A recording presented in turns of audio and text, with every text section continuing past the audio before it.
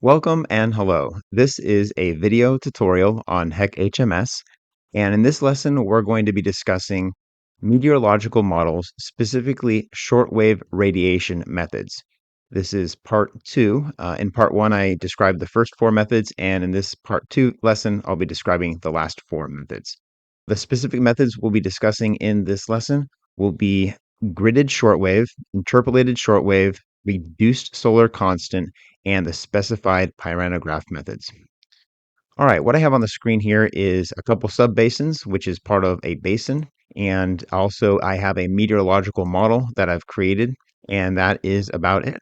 So what we're going to do is talk about these shortwave radiation methods. This refers to solar radiation. Let's start with gridded shortwave. The gridded shortwave method is the most common used shortwave radiation method where radiation estimates are produced by an external model. When used with the transform method other than Maud-Clark, so subbasin, transform method, if I use this model with any other than Maud-Clark, an area weighted average of grid cells in the subbasin is used to compute the shortwave radiation time series for each subbasin. So if I select on the meteorological model, I notice that gridded shortwave icon appears by itself up here at the model level. So we don't have any subbasin specific parameters to associate it with this shortwave radiation method. The parameters we do need to provide is this grid here. So this is a radiation grid set. I'll go ahead and create that by going up to the Components menu, Grid Data Manager. Now for the type, I want to select Radiation Grid Sets. That's the third from the top here for me. And then New. We'll go ahead and give that grid set a name and then click Create. And we can close the manager now. I should be able to select the radiation grid set right there. What that data looks like is up here in the Watershed Explorer. I can expand, click on that radiation grid set I just created, and then tell HMS which file name and path name of a DSS file and path that I want to use for that shortwave radiation.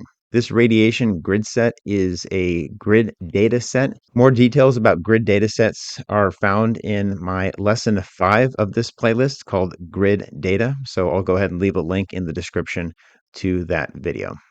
Next, I'm going to select the meteorological model icon again, and let's select the next shortwave radiation type we want to talk about, and that will be the interpolated shortwave. If I select interpolated shortwave in the Watershed Explorer, again, we notice that there's no subbasin specific parameters. It's only parameters that apply to all subbasins.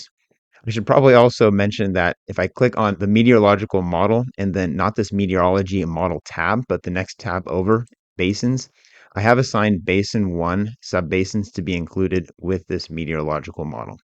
If I add more subbasins or even more basins with their own subbasins, that assignment can be managed on this Basins tab here within the meteorological model.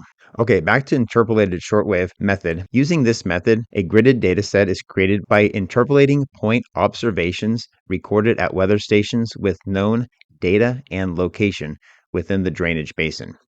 The interpolated shortwave method allows users to develop an interpolated shortwave radiation grid based on the point radiation gauge data. So what we need to do here is create some radiation grids that are time series data sets with known latitude and longitude values. So let's go ahead and get that started. I'm going to go up to the Components menu and then select Time Series Data Manager, and then select Radiation Grids. So that's the fifth one down here for me, and then click New. And then I'll give that radiation grid a name. All right, it's a time series data set, and that's fine. I'm going to create a few more, so I'll click New. I'll say there's a B grid, and then one more. I'll say there's a C grid. So we've got a few different grids. So now if we select the Time Series Data Manager, we have up in the Watershed Explorer, we've got a few different time series grids. Our options for data source here is manual entry, DSS file or multiple DSS files, or I should say records, which they call as paths. And then the units is what we also specify and the time interval. So if we're going to do manual entry, we could expand that particular record, select the time window, define the time window to whichever duration we'll be using for the simulation. And then the next tab over, this table tab, is where we actually input the data. with the specified duration and time interval. If it's not this time interval that you want, you can change it here. If it's not the date time range that you want, you can change it on the time window tab.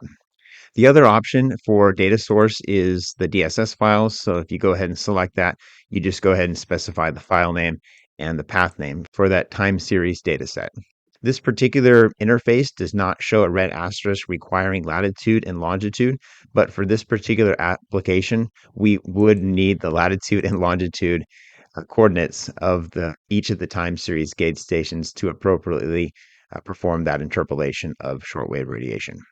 Back at the meteorological model level, once a simulation is run, a shortwave radiation grid will be created and saved as a DSS path with the same name as the meteorologic model in the HMS project directory.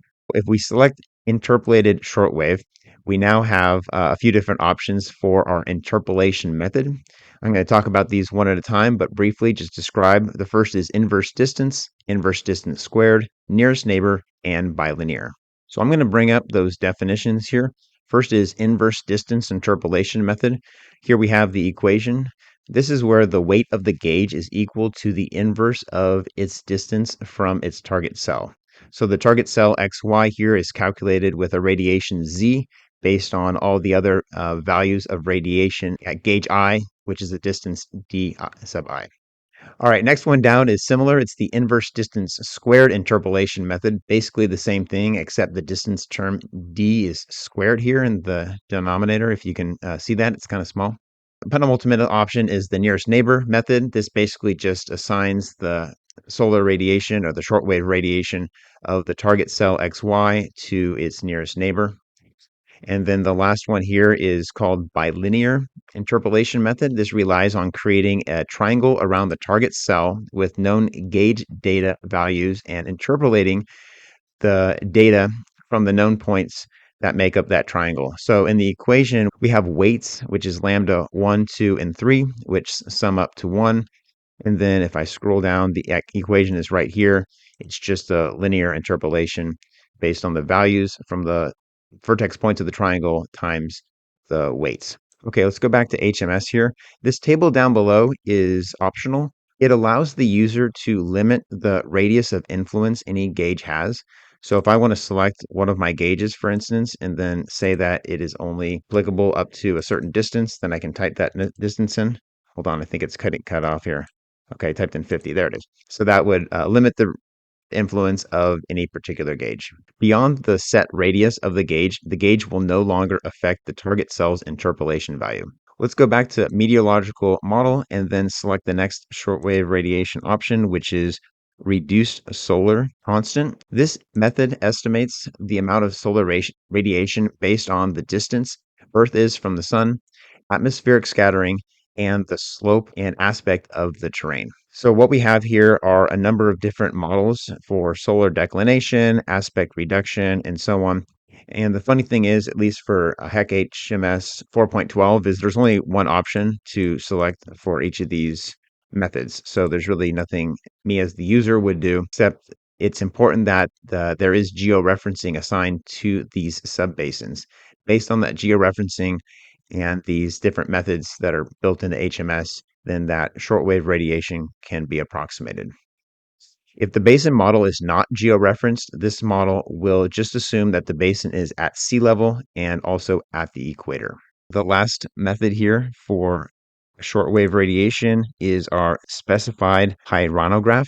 Let me select that icon there. A pyronometer measures solar shortwave radiation, which may be included in first order weather stations. So this is probably not a very common meteorological measurement to take, but they do exist. What I'm going to do is come up and create a time series data set for radiation. I know we've done this already, but this is going to be for the entire subbasin.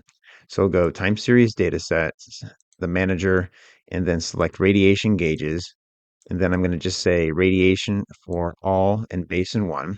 And then what I could do here for the gauges is select that all for basin 1. They can all rely on this one specific gauge time series data set values.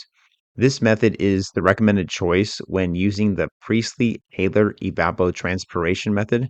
So that is in meteorological models. And then evapotranspiration towards the bottom is Priestley-Taylor right here, because this method involves both shortwave and longwave radiation. All right, well, that was it for this lesson on shortwave radiation part 2. We described the other methods not covered in part 1 regarding the shortwave or solar radiation within meteorological models here in HEC HMS.